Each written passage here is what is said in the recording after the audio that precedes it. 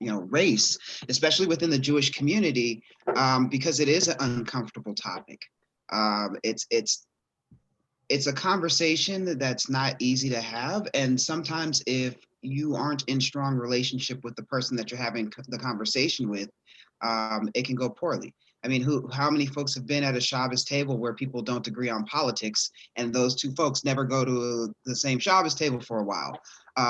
The difference between talking about politics and talking about race is an it's a personal thing. It can feel either as a personal attack if someone doesn't agree with your stance, or you take it personal if someone chooses not to be around you. There are so many different aspects to race that make it a challenging conversation. And let's be honest about this, that race is only a social construct. So if we take that out of the picture altogether and look at each other as humans, then it changes the story altogether. Thank you. And so, like, what is your tips on like the first initial approaches? How do you even start to address these conversations? And if you can link us up from like addressing this at different standpoints in our Jewish community, from the like you said, from the Shabbos table to shul to other Jewish events, how do you even approach these type of conversations? Well, I'll tell you how not to approach it first, and then we can go into how to approach it. Awesome. So how not to approach it is, if you're a white identified ally, and you see a Jew of color come into your shul, the first thing that you should do should not be to run up to them and ask them what their story is and how they became Jewish, because you want them to feel comfortable in your space, but all you're doing is saying, I see that you're different, and I want to understand how much of a difference, what the difference is, and whether or not you actually belong in this space. Whether or not that's what you intend, that's what's received by the person on the other end. Because you have to understand that this is something that we experience every time we walk into a new community. And sometimes if we walk into the community we've been a part of for years, but there's somebody new that comes into our community that doesn't realize that we are a part of that community. This is something that we encounter all the time. Now, when it comes to having actual conversations, it's good to go in understanding that it's going to be uncomfortable. And the closer the relationship is with the person that you're speaking with, the deeper you can get into the conversation.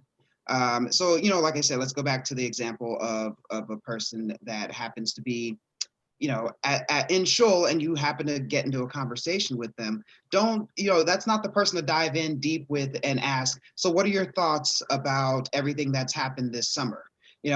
Maybe that person just wants to be in their kavanah for the moment and not talk about, politics. But if it's someone that you are in deep community with, perhaps that's someone that you could not only have that conversation with, but take it a step further and actually check in with that person. And then also there's the side of it of holding your own community accountable. And it makes a difference when you see something that's incorrect or inappropriate, to actually actually say something. I'm not saying call the person out and embarrass them in front of a group, but have a conversation with that individual, because part of what needs to happen is more of those conversations need to be had, where someone calls someone else on what they see. And like I said, once again, it doesn't need to be in a way that shames the person. It should be about, saying like, look, let's grow from this experience. The other side of it is being acceptable, being aware that there will be situations where you're going to make a mistake. Every time that you get into one of these conversations, it may not be the perfect conversation, and you might say something that's offensive. Part of it is owning that you said something offensive, and then moving past that moment. If you get defensive about it, then that's going to derail the whole conversation.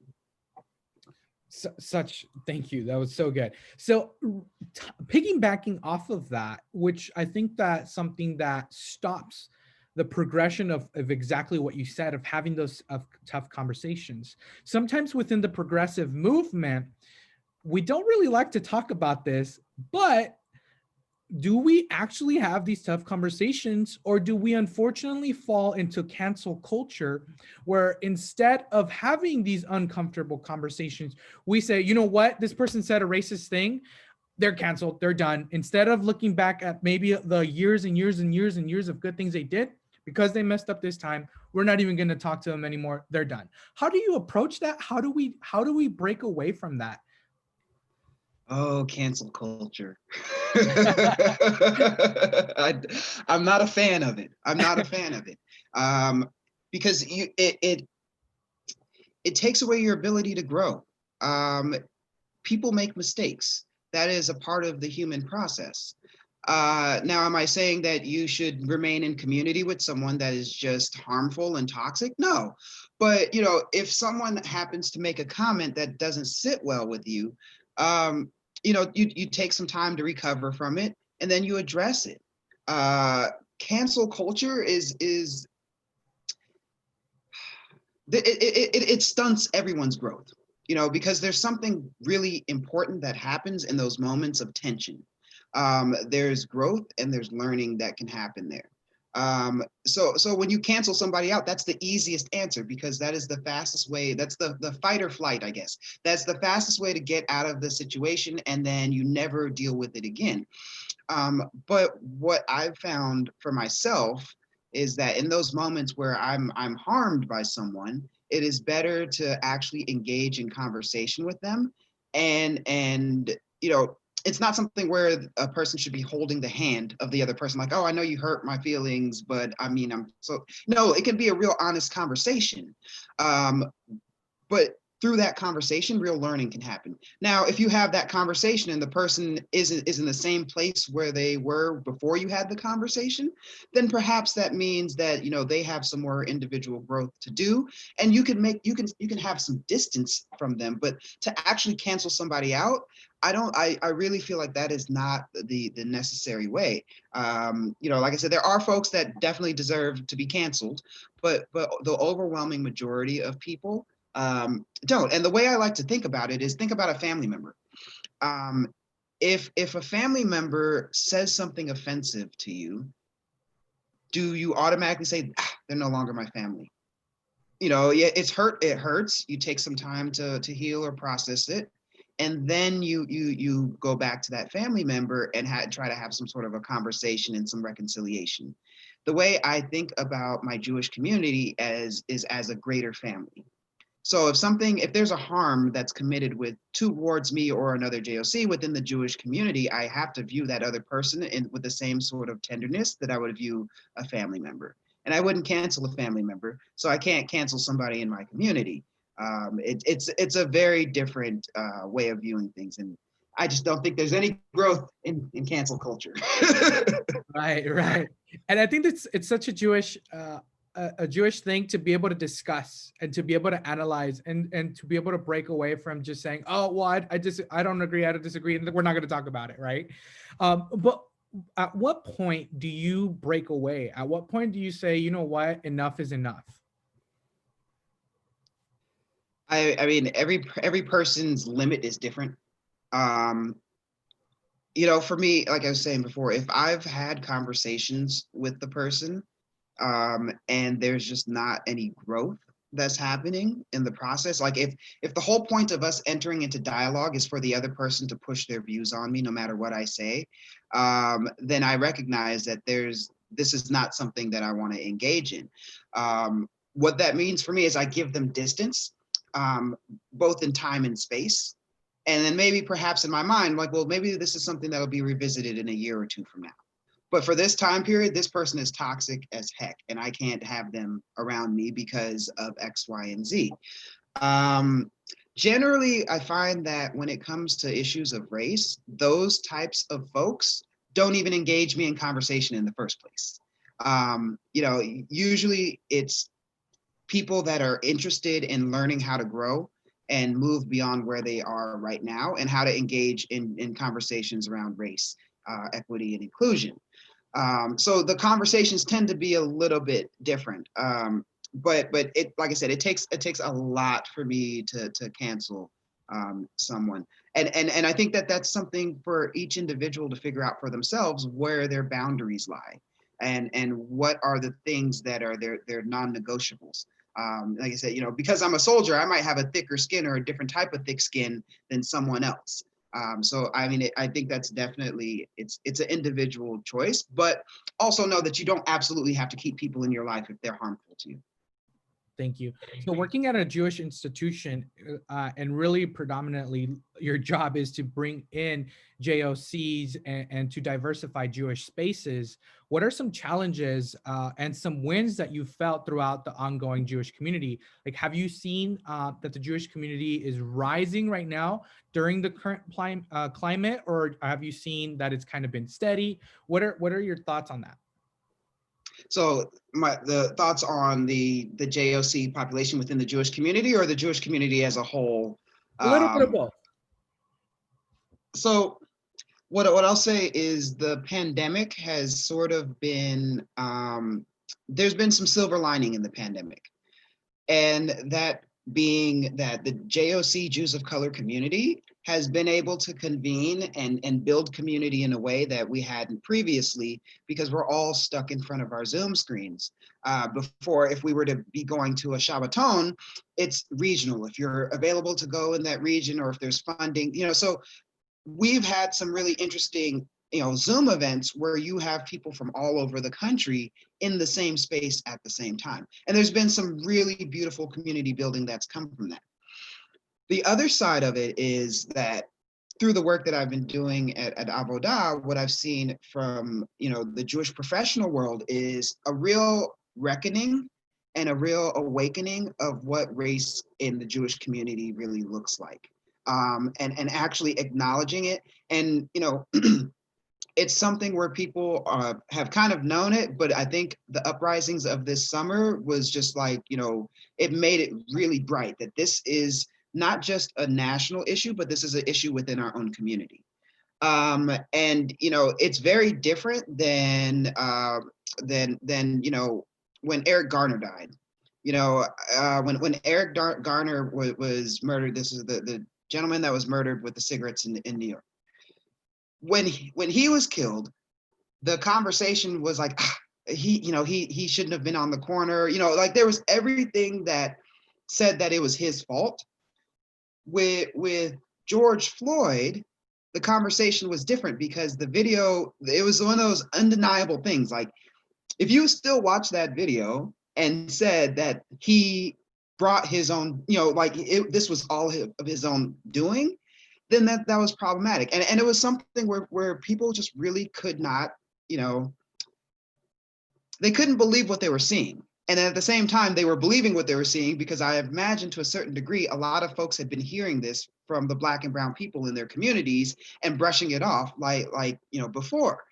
And seeing that, it created this, I think it just was this reckoning within the Jewish community of like, not only are there Jews of color that could potentially be experiencing this, but as a community, as a community that's intended on healing the world, how are we going to heal the world but only heal one segment of it and leave other folks behind? It was a real reckoning, and I was lucky. I feel like I was privileged enough to see the other side of it from the Jewish institutional world, where institutions were saying, even before the summer, March, April, talking about like, what does racial inclusion look like for the next 3 years?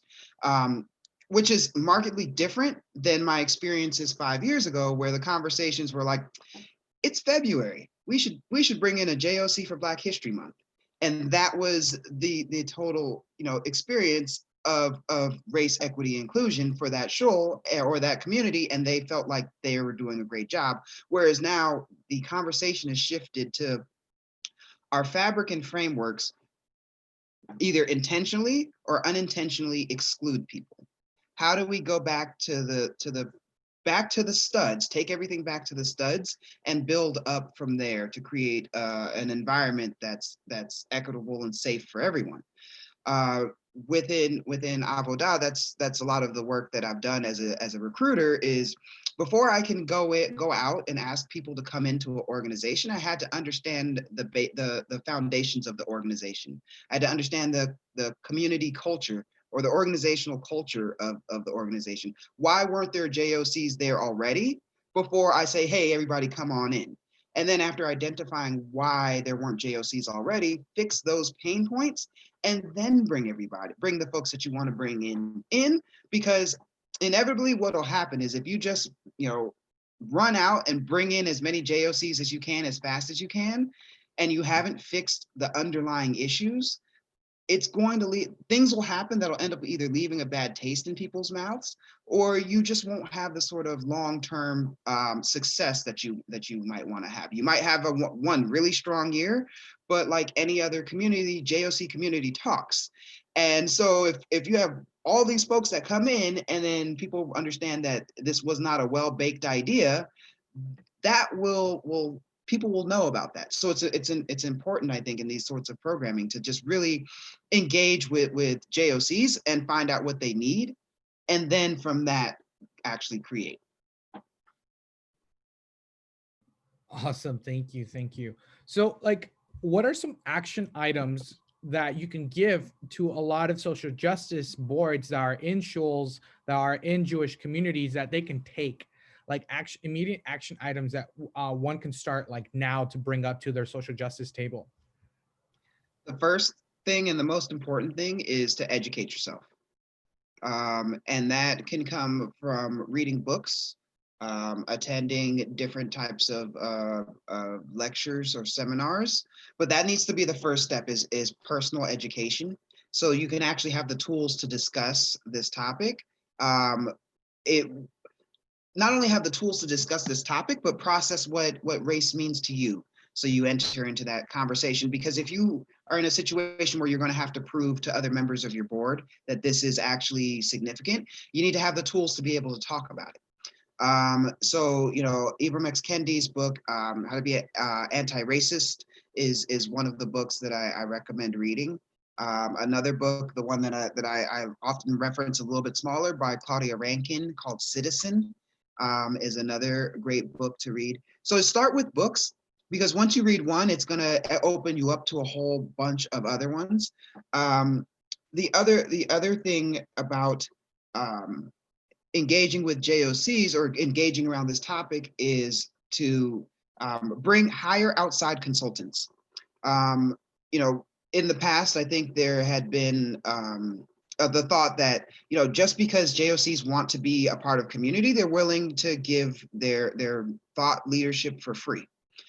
So you have to expect that, there's going to be some sort of monetary cost for this sort of labor, but it's important to have JOCs at that table, and not just any JOCs, but folks that are, yes, any JOCs, but also folks that have spent years doing this type of inclusion work. Engage those folks, and by talking to those outside consultants, it could be, a first initial conversation where you figure out which direction your organization is going to take, and then build a plan out from there. But you have to start with outside consultants, or if anything, if you notice that you have JOCs in your community, Jews of color in your community, that aren't showing up in your spaces, reaching out to those Jews of color and actually asking to have a dialogue with them to understand more about your situation. At Avodah, I created a racial justice guide that was released, I believe, about a month and a half ago. And the racial justice guide is exactly what you're talking about. It walks Jewish nonprofits through the process of becoming a racially inclusive organization. It's not intended to be, after you're done with it, your organization gets some sort of seal or something like that. But it's intended to be like that basic first step of like, we need to do something. We're not sure where to start. How do we start? And how do we move through this? Thank you so much. And even going a step further from this, where is the line where we bring folks in to help educate, but we also have the underlining thought that we're not trying to make folks feel tokenized, right? Like how do we make sure that folks don't feel like we're only bringing them in to talk about race? So if you're bringing an outside consultant to talk about race, that's what they do. They expect to be tokenized. If it's somebody within your own community, I would lean towards, instead of talking to them about race, you need to start figuring out ways to make them more deeply embedded in community. And so that looks like being more invested in life cycle events and the the smaller communal aspects of life, um, before just saying, hey, I know you come to this show all the time, let's talk about race. It's about building a relationship and building a rapport. If you're not in deep community with folks, they're not going to want to be they're not going to be willing to be tokenized in any sort of situation. There are situations where people will come to me and say, Nate, I really, we want you to talk to these folks about this. We understand that this is a tokenizing situation. With that, are you willing to do it? And it's like, so it's one of those things where if you're just transparent and you own it up front, that you're like, I know that you are the only JOC in my community. Are you willing to talk with us? Small group. I'm not talking about, making like, doing a drash at a shul. Well, nobody's really in shul, but not really doing that, but just like making it very clear that you understand what you're asking them to do.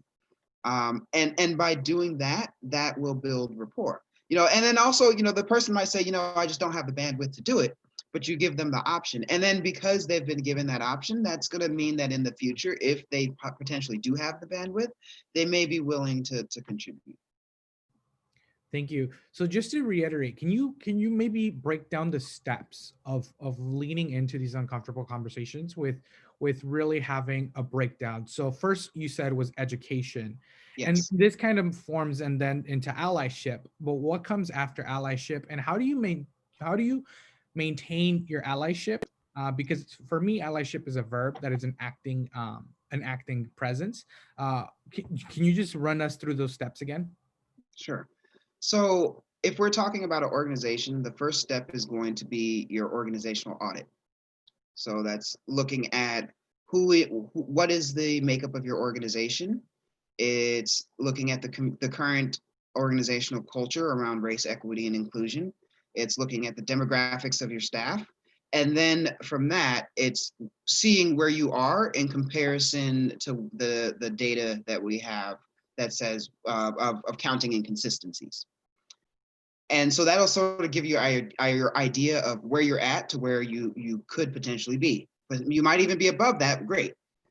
So the next step after you've done your audit is to either reach out to it's tandem. So you're reaching out to outside consultants, and you're also educating yourself as well. Sometimes it's happening at the same time. So those are the initial steps. And then from that, it's community building. So you can't build community until you've identified where your pain points are, and then you've started to build education around those pain points. And then it comes the part where you're bringing in community. And then all throughout the whole time, it's communal education. So it's helpful if your senior leadership is up to speed, but 9 times out of 10, people are not just coming in contact with leadership of an organization, they're coming in contact with everyone else. So if that knowledge is only up with a few people and it doesn't spread out to the rest of the organization and is not embedded in the organizational culture, then you're kind of left in the same sort of situation. So it's audit, it's education, and education for senior leadership, education for community. Those discussions look different, between the community and senior leadership. The way they're formed, and then it's also having difficult conversations within the community without JOCs present. So because there's 2 different conversations that happen. There's one where you're listening to what's going on, and there's one where you're processing. JOCs shouldn't have to be present for processing. So those are the initial steps. And then there's also check-ins along the way, temperature checks. How is this going? Are we meeting our objectives? Any sort of goal that you set around race, equity, and inclusion should have measurable outcomes to them. You know, not only should they have measurable outcomes, but you should be accountable to those goals. It's nice how many organizations wrote letters in June and July around the uprisings, but what are they actually doing on the day-to-day? There's no accountability. And yes, everybody feels, needs to put out some sort of letter. They feel the pressure to do that, but what is happening internal within the organizations? So it's important to constantly be checking in, and then also having someone or a group of folks that are holding everyone accountable for these goals. So what that can look like is creating a racial justice task force. And so a racial justice task force could be made up of members of the community, including both leadership and lay community members. And then also through that working group, you can decide for your individual community how you're going to navigate race, equity, and inclusion. Instead of it being, okay, this is a community-wide thing and we all have to figure out how to move, you have this small team of folks that are able to highlight the initial pain points and then work as a working group, work with the community to build out their race, equity, and inclusion. So good. What do you tell people who are the type of people that kind of brush things under the rug, right? That they're like, there's no race problem.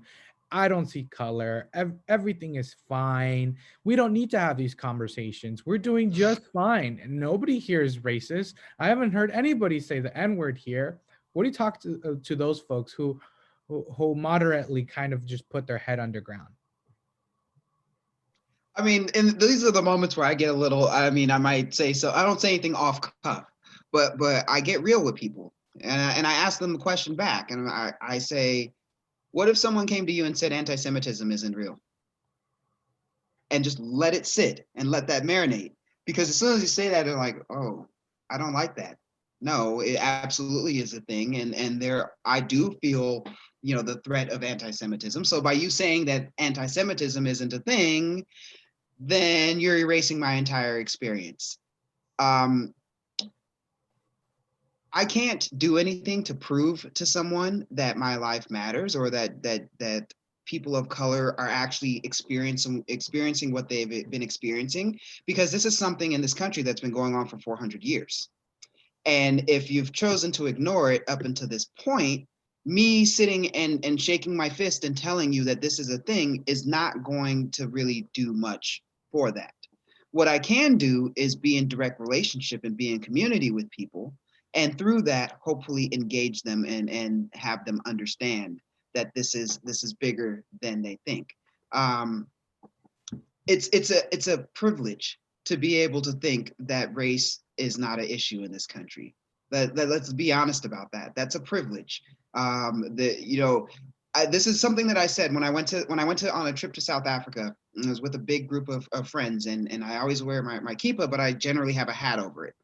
And one of my friends who was white identified was like, Nate, you're not going to take your kippah off? We're in South Africa. Like, it could be dangerous here.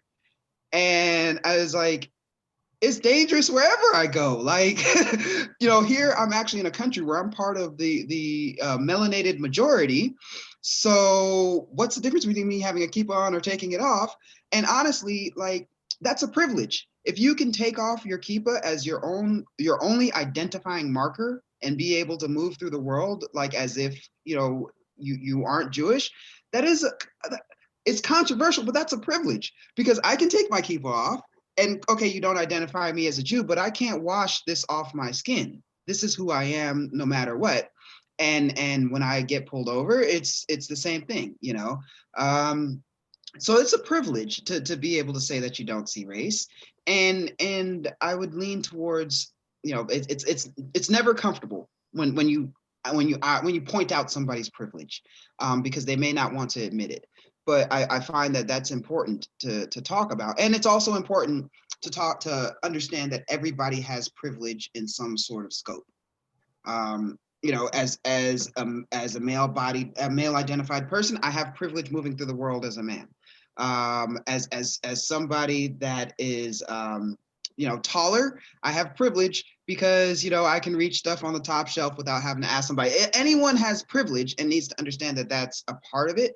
It's not that privilege is a bad thing. It's what you do with your privilege that matters. Oh, that was so good. That was so good. I feel like we should frame that. Uh, That was really good. So, how do we heal? Where do we go from here? More of these conversations, you know. Um, this isn't like something like a broken bone where you put a cast over it and then leave it alone and then it heals. Um, it takes more conversations. It takes talking about this more, because the more you talk about it, the easier it gets to talk about it. That sort of anxious feeling, that the knots in the stomach that come up when you want to engage in this conversation will diminish with time. Um, and also, I mean, there's just no other way to say it, but being in community with people requires people understanding that they have implicit bias and owning their implicit bias. So by implicit bias, I'm talking about the things that you're unconscious about that inform the decisions you make around people when it comes to race and their racial identity. So an example of implicit bias would be you're walking down the street on Shabbos and you pass somebody and they're carrying a talit bag, but instead of saying good Shabbos, you look up, you avert your eyes and you cross the street away because your implicit bias is telling you that this person cannot be Jewish, so you move a certain way. So owning where those moments come up and then sitting with, well, where did I learn that? um, and then it takes a lot of internal processing to move through. So that's an important part of it. I think that, like I said, the relationship building is the key to all of this. The folks that I know that were of the mindset that race was not a big deal. Once I was started to be in deep community with those same people, their views changed. Um, it takes work. This is not something, like I said, we've been dealing with this for 400 years. The civil rights movement, this is something that in our community, we love to talk about how Jews showed up during the civil rights movement. Um, but the space of time from then till now is significant. We're talking 50, 60 years. So it's never been enough to do one thing and that's enough for the whole community for the rest of time. It takes consistent work. So recognizing that this is something that is needs to happen consistently is significant. Um, I think those would be the main things of how to heal through this is just understand and get real with yourself. See, and as an individual, understand where your biases lie and then working through those because we all have them. It doesn't make you an inherently bad person. It just means that there's room for growth. Thank you. That everything you're saying is just so good, and I hope everybody who's watching this is soaking this up as we go. So in community, as we continue to go through, and as we want to really expand our bridge building, how do we approach communities who aren't really as aware as we are? And I know that in our Jewish community, we have actually fallen sometimes into tribalism where we're very good at taking care of our own, but when it comes out to reaching out to other communities, sometimes we may have some sort of struggles. But what about when those communities have dwelled in anti-Semitic tropes, where we want to be active and participating and standing up for our Black and Brown and people of color, but we also know the underlining fact that there is anti-Semitism there, and that for a lot of people that stops them, right? Whether that's right or wrong, I mean, I don't agree with it personally. I think that you should just continue. But what approaches or steps do you have for that? Oh, so I think that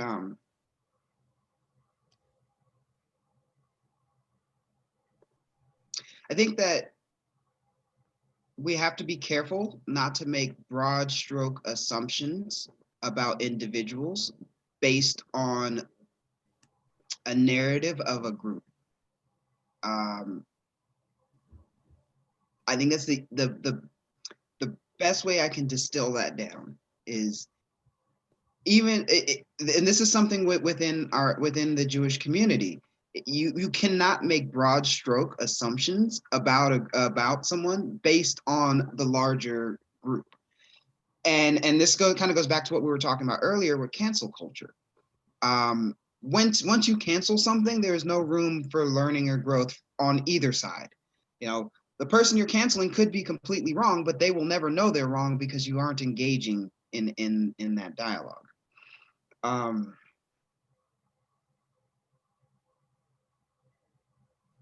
Yeah, I think that is literally there's no other way than to just like distill it down to like that little line. That's all it is.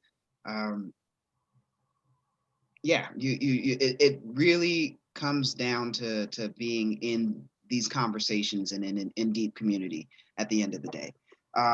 And so for engaging in conversations with people that, you know, have a certain opinion, it takes work, and it's not a one and done thing. You know, it's something where these conversations have been had over and over and over again, and these are not conversations that are new. And the folks that are engaging in the conversations, it's not new for them either. But each time the conversation is had, there's a little bit more learning or a little bit more growth. It's a hard thing because we do have, you know, there is a level of tribalism, and there is a level of groupthink that occurs. But it's so hard. That's such a hard question, because this is like the challenge of the moment of like, how do we win hearts and minds around this issue? And to be honest, I think it takes a variety of different tactics and different thought processes, because you have to understand the inner workings or the thoughts of the folks within the community to understand why they feel or think a certain way. Once you're able to unpack that, then you could potentially engage. So there's a whole lot of background work that has to happen to engage in some of these conversations. Yeah. I told you we were gonna have hard conversations today. But I'm here for it. You know, this is what I do. I love it. Starting on a Monday morning with some great dialogue. I love this. Nate, what is a future that you look forward to look like? What a future that I look forward to in the Jewish community? What is a future that you envision? A future where you think like, wow, this, I feel comfortable. What does that look like? So I often talk about, you know, the work that I do being not for me, but for future generations. And my dream is that when I have them, my kids, my grandkids, do not experience the same sorts of racism that I experienced. What I hope for is that, you know, when Black and brown, you know, Jews go to yeshiva or go to any sort of day school, that they're not dealing with the sort of bullying and biases that you know other folks that are currently dealing with, and folks, you know, previously have dealt with. I think about looking at the curriculum of schools and our Jewish institutions, and seeing a curriculum that has a holistic lens of the Jewish experience and not just one. I see a community where when someone walks through the door and they don't look exactly like everyone else, it doesn't even raise an eyebrow or make people question whether or not the person is Jewish. I see a multifaceted, dynamic global Jewish community in all of its fullness. One where we are supporting each other across the board. One where we are unified in a way that we're building to work on things beyond the Jewish community. This crazy concept, tikkun olam. You know, I see a world where we don't have to have so many of these conversations. You know, that's really what it boils down to. These will always be necessary, but I'd like the percentage of the need for them to be a lot less. And I'd like to see, you know, even more Jewish institutions taking this seriously. There are a lot of institutions that are taking this serious now, but I would love to see even more making this a part of their foundational work and a part of a pillar of what they're working towards. That was so beautiful. Thank you so much, Nate. So with the last couple of minutes, folks, I'm going to open up to questions. Please, if you have a question, go ahead and type it in. For those of you watching on our social media, give us a quick question on the chat, and we will present it to Nate, who has been so amazingly in answering all of our conversations, starting off fresh on a Monday morning with these conversations, right? Lovely. It's a good way to start the week, though, you know. Love it, love it, love it. So go ahead, if you have any questions, go ahead and type on the bottom here. We'll be able to read them out loud for Nate.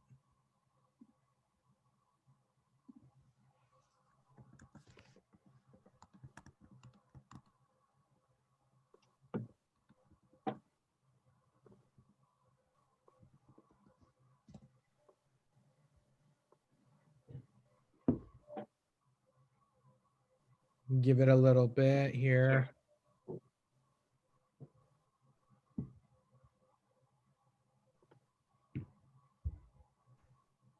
Oh, one question, Nate. Where can we find those resources that you talked about? So the Avoda's Racial Justice Guide is available on the Avoda website. And it's available as an interactive website and also can be downloaded as a PDF.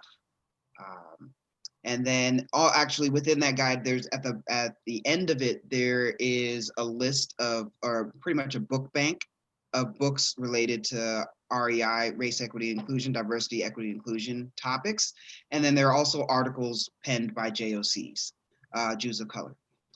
So that's a good starting point. The books that I mentioned, you're an Amazon supporter or you're not, but they are available on Amazon. Citizen by Claudia Rankin is a really good book for understanding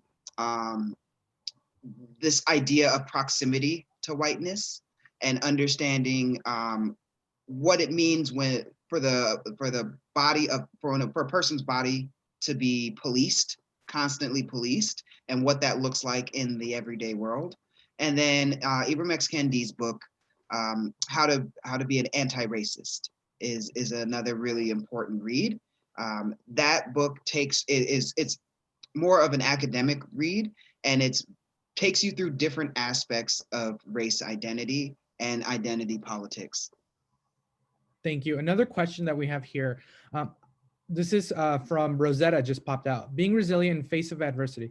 Being a Native American female, I experienced racism the minute I walk out the door. In the Native American community, the nationwide epidemic of missing and murders Indigenous women women and girls is brought up to light. I think that's more of a statement. Another question from Nona. How much do you think fear of racism keeps young Jews of color from joining the formal Jewish community? So many young people don't feel drawn to a formal community anyway. How has being a Jewish community been important to you? Before you do that, I want to say thank you to both Nona and to Rosetta. Rosetta is a great Native friend of ours who's on the call, who we love dearly. She's one of my favorite elders who I'm inspired by. So thank you. Go ahead, Nate. Sorry. Sure. I wish that as a nation we were talking about the murdered and missing Indigenous women and girls a whole lot more than we currently are. That is a travesty in this country, hands down. So I don't think that it's fear of racism that keeps Jews of color from formally joining Jewish communities, because we interact with racism all the time. What it is self-preservation. You choose how much racism you want to interact with on any given day. So the choice is, and if it's a young Jew of color that's been brought up in community, they might be taking a step back because of the harms that they've been inflicted with and healing from that, and may return to the community once they've healed. But that could be that situation. The other side of it is that it takes energy. It should not take as much energy as it does for Jews of color to be in community with the rest of the Jewish community. I think in a lot of ways, and this is something that I think I've seen within, the community building that's happened since the pandemic. Jews of color want to be in community, and they want to be in Jewish community. They desperately want to be in Jewish community. However, they want to be in Jewish community that also serves them. So for me, it's very important for me to be involved in Jewish community. I think for myself, that's been the hardest part of the pandemic. Not being able to see the folks that I normally see on, in shul. Not being able to go over to people's houses for Shabbat on a regular basis. Like all the things that were a part of my everyday life had to be put on pause. So I very much look forward to a time when I'm back in community. I think that, part of the real work is right now is building community for Jews of color to be authentically themselves within their own community. So that way, when we come into the rest of the community, we have the energy, we have that we still have the wellspring to contribute versus feeling like we're drained. It doesn't serve a Jew of color to go to a shul on Shabbos if they come away more tired than they were before they went. Thank you. Very quickly, if Nate, if you can answer this quickly. Debbie has this question, says, it's frustrating time. It feels like those of us reading and researching how not to be racist are the ones are not those who need to be learning. Not an easy question, but how do you encourage those who really need to be more open-minded to not just be reading and discussing their same topics?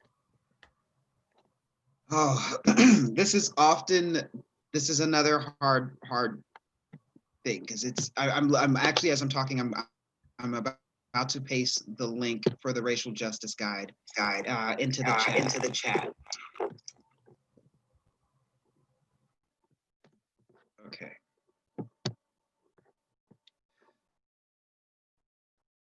Yeah, I mean, sometimes it feels like you're preaching to the choir. The folks that are engaging in these conversations are the ones that are already on board and understand that there's an issue. So the challenge is, how do you engage in folks in these conversations? It's baby steps. You have to start somewhere. And honestly, I feel like this is something that is going to be necessary of allies, because let's face it, the election this year showed us that we are still very much a nation divided. And it's not necessarily all people of color that are divided in the same way.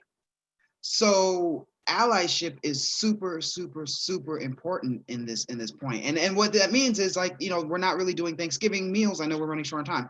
Not doing Thanksgiving meals, but the Thanksgiving table or Shabbos table, or where these conversations would be happening, and actually taking family members to task for the racist things that they say, it's necessary.